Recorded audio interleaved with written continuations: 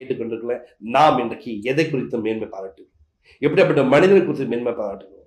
நம்மளுக்குள்ள காணப்படுற அநேக குணாதிசயங்கள் சரியில்லாத போதும் நான் சரியாய் நடக்கிறேன், நான் கர்த்தருக்கு பிரியமா வாழ்கிறேன், நான் உண்மை உள்ளவனா இருக்கேன், நீ சொல்லிக் கொள்ளக்கூடாது.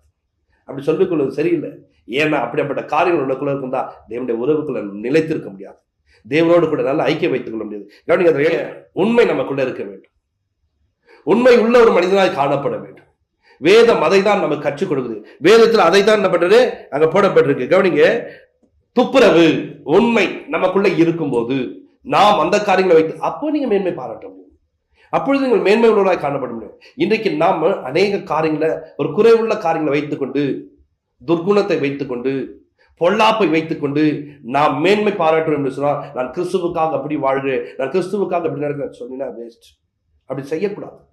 அப்படி செய்வதனால உன் வாழ்க்கையில் குறைப்படுவேன். அதனால்தான் மேன்மை பாராட்டுகிறது.